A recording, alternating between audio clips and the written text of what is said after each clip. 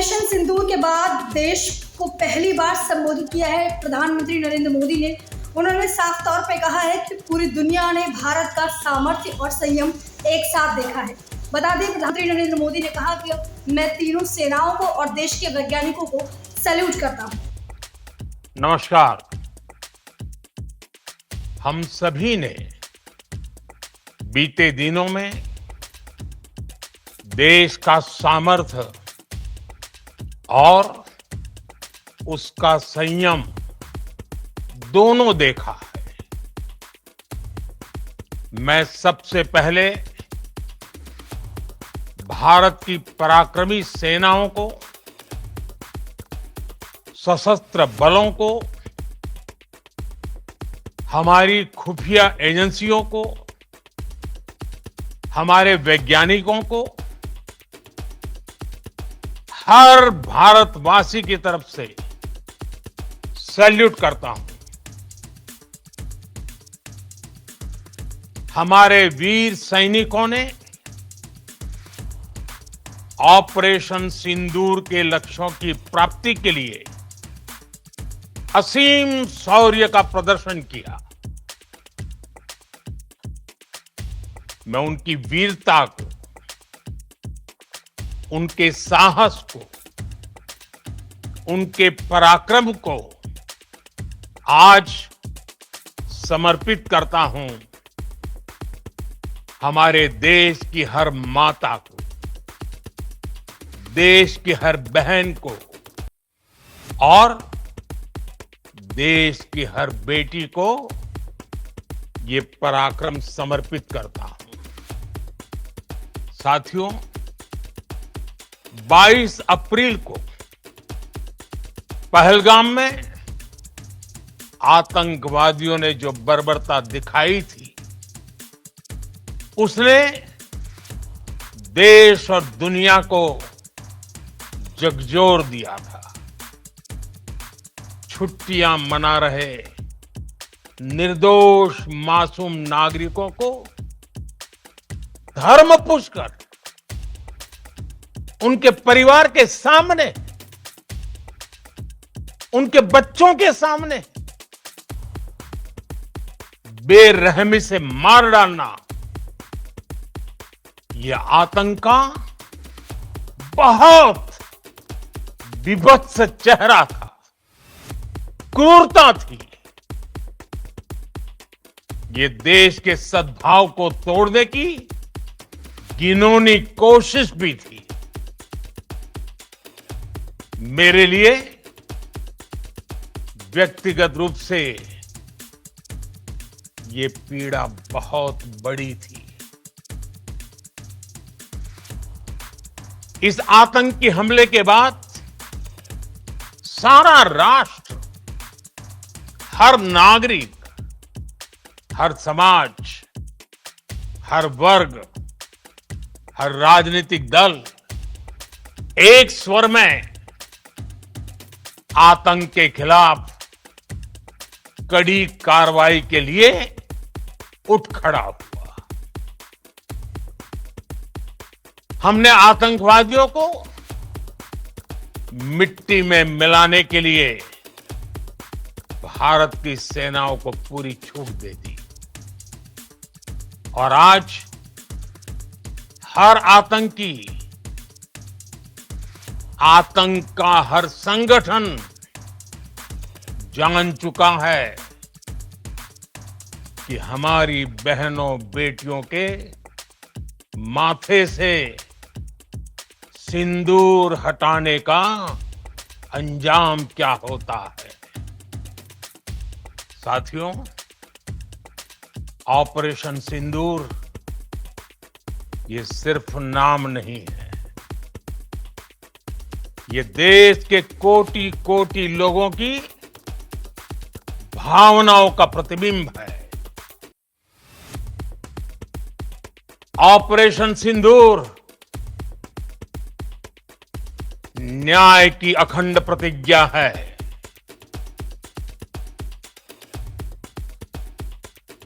6 मई की देर रात, 7 मई की सुबह पूरी दुनिया ने इस प्रतिज्ञा को परिणाम में बदलते देखा है। भारत की सेनाओं ने पाकिस्तान में आतंक के ठिकानों पर, उनके ट्रेनिंग सेंटर्स पर सटीक प्रहार किया। आतंकियों ने सपने में भी नहीं सोचा था कि भारत इतना बड़ा फैसला ले सकता है। लेकिन जब देश एकजुट होता है, नेशन फर्स्ट की भावना से भरा होता है, राष्ट्र सर्वोपरि होता है, तो फौलादी फैसले लिए जाते हैं, परिणाम लाकर दिखाए जाते हैं। जब पाकिस्तान में आतंक के अड्डों पर भारत की मिसाइलों ने हमला बोला, भारत के ड्रोन्स ने हमला बोला, तो आतंकी संगठनों की इमारतें नहीं, बल्कि उनका हौसला भी थर्रा गया। बहावलपुर और मुरिद के जैसे आतंकी ठिकाने एक प्रकार से ग्लोबल टेररिज्म की यूनिवर्सिटीज रही है। दुनिया में कहीं पर भी जो बड़े आतंकी हमले हुए हैं, चाहे 9/11 हो, चाहे लंदन ट्यूब बॉम्बिंग हो, या भारत में दशकों से जो बड़े बड़े आतंकी हमले हुए हैं, उन सब के तार कहीं ना कहीं आतंक के इन्हीं ठिकानों से जुड़ते रहे हैं। आतंकियों ने हमारी बहनों का सिंदूर उजाड़ा था, इसलिए भारत ने आतंक के ये हेडक्वार्टर्स उजाड़ दिए। भारत के इन हमलों में 100 से अधिक खूंखार आतंकवादियों को मौत के घाट उतारा गया है। आतंक के बहुत सारे आका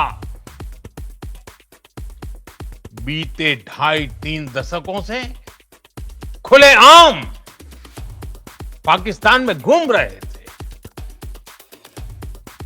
जो भारत के खिलाफ साजिशें करते थे। उन्हें भारत ने एक झटके में खत्म कर दिया। साथियों, भारत की इस कार्रवाई से पाकिस्तान घोर निराशा में गिर गया था, हताशा में गिर गया था, बौखला गया था। और इसी बौखलाहट में उसने एक और दुस्साहस किया। आतंक पर भारत की कार्रवाई का साथ देने के बजाय पाकिस्तान ने भारत पर ही हमला करना शुरू कर दिया। पाकिस्तान ने हमारे स्कूलों, कॉलेजों को, गुरुद्वारों को, मंदिरों को, सामान्य नागरिकों के घरों को निशाना बनाया। पाकिस्तान ने हमारे सैन्य ठिकानों को निशाना बनाया। लेकिन इसमें भी पाकिस्तान खुद बेनकाब हो गया। दुनिया ने देखा कि कैसे पाकिस्तान के ड्रोन्स, पाकिस्तान की मिसाइलें भारत के सामने तिनके की तरह बिखर गई। भारत के सशक्त एयर डिफेंस सिस्टम ने उन्हें आसमान में ही नष्ट कर दिया। पाकिस्तान की तैयारी सीमा पर वार की थी, लेकिन भारत ने पाकिस्तान के सीने पर वार कर दिया। भारत के ड्रोन्स, भारत की मिसाइलों ने सटीकता के साथ हमला किया। पाकिस्तानी वायुसेना के उन एयरबेस को नुकसान पहुंचाया, जिस पर पाकिस्तान को बहुत घमंड था। भारत ने पहले 3 दिनों में ही पाकिस्तान को इतना तबाह कर दिया जिसका उसे अंदाजा भी नहीं था। इसलिए भारत की आक्रामक कार्रवाई के बाद पाकिस्तान बचने के रास्ते खोजने लगा। पाकिस्तान दुनिया भर में तनाव कम करने के लिए गुहार लगा रहा था और बुरी तरह पीटने के बाद इसी मजबूरी में 10 मई की दोपहर को पाकिस्तानी सेना ने हमारे डीजीएमओ को संपर्क किया। तब तक हम आतंकवाद के इंफ्रास्ट्रक्चर को बड़े पैमाने पर तबाह कर चुके थे। आतंकियों को मौत के घाट उतार दिया गया था। पाकिस्तान के सीने में बसाए गए आतंक के अड्डों को हमने खंडहर बना दिया था। इसलिए जब पाकिस्तान की तरफ से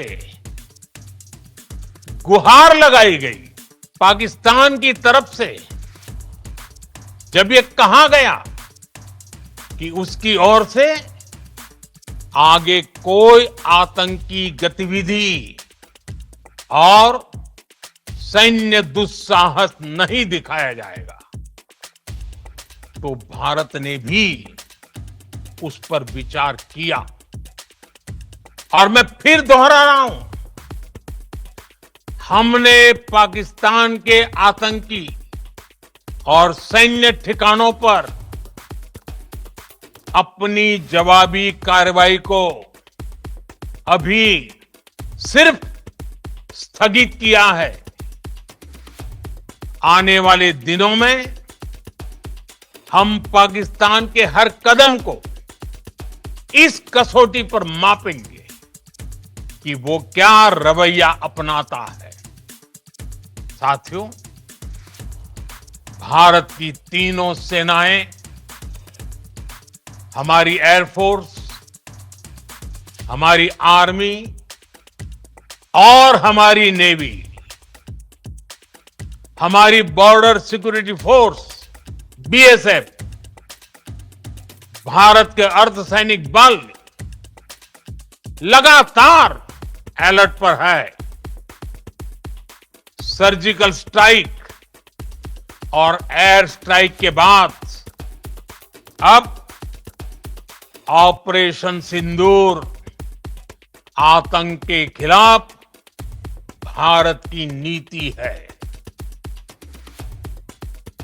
ऑपरेशन सिंदूर ने आतंक के खिलाफ लड़ाई में एक नई लकीर खींच दी है। एक नया पैमाना, न्यू नॉर्मल तय कर दिया है। पहला, भारत पर आतंकी हमला हुआ तो मुंह तोड़ जवाब दिया जाएगा। हम अपने तरीके से, अपनी शर्तों पर जवाब देकर रहेंगे। हर उस जगह जाकर कठोर कार्रवाई करेंगे जहां से आतंक की जड़ें निकलती हैं। दूसरा, कोई भी न्यूक्लियर ब्लैकमेल भारत नहीं सहेगा।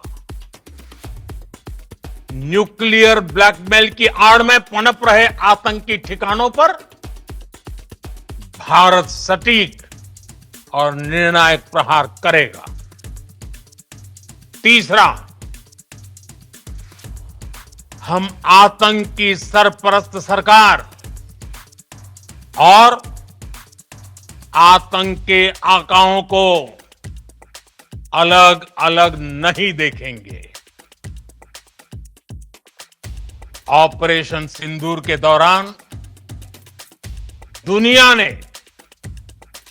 पाकिस्तान का वो घिनौना सच फिर देखा है,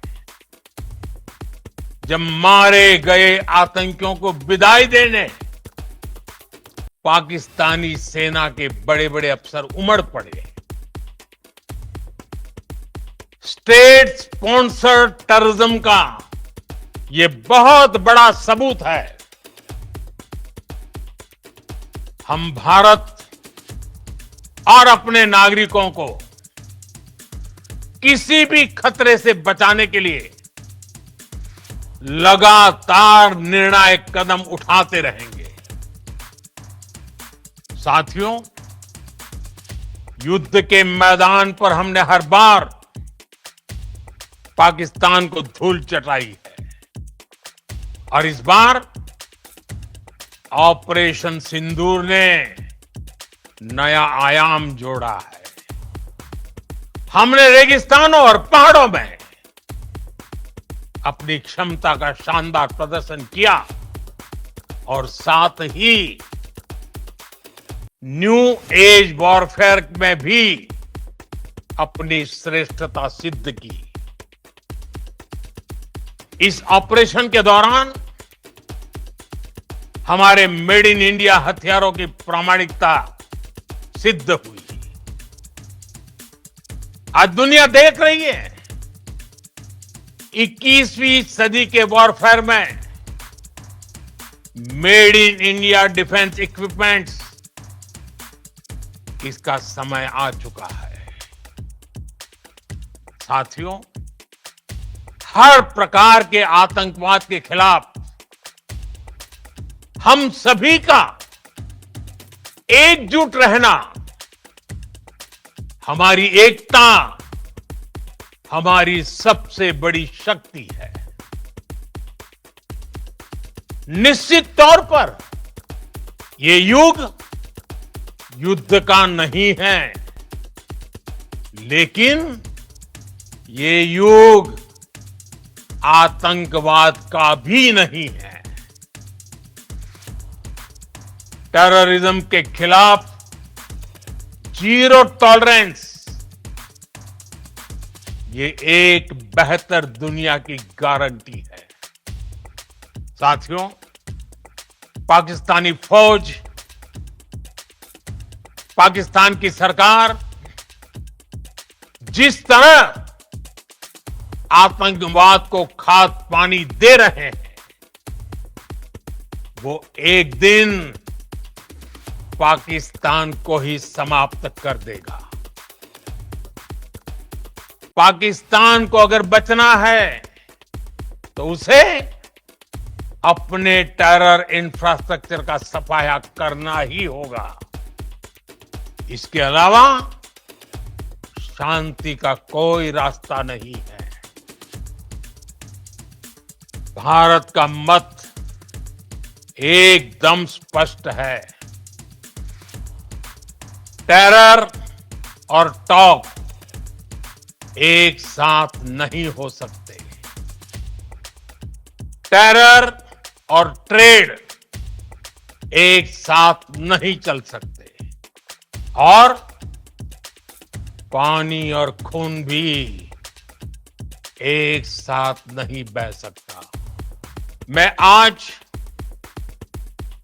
विश्व समुदाय को भी कहूंगा, हमारी घोषित नीति रही है, अगर पाकिस्तान से बात होगी तो टेररिज्म पर ही होगी। अगर पाकिस्तान से बात होगी तो पाक ऑक्युपाइड कश्मीर पीओके उस पर ही होगी। प्रिय देशवासियों, आज बुद्ध पूर्णिमा है। भगवान बुद्ध ने हमें शांति का रास्ता दिखाया है। शांति का मार्ग भी शक्ति से होकर जाता है। मानवता शांति और समृद्धि की तरफ बढ़े, हर भारतीय शांति से जी सके, विकसित भारत के सपने को पूरा कर सके, इसके लिए भारत का शक्तिशाली होना बहुत जरूरी है। और आवश्यकता पड़ने पर इस शक्ति का इस्तेमाल भी जरूरी है। और पिछले कुछ दिनों में भारत ने यही किया है।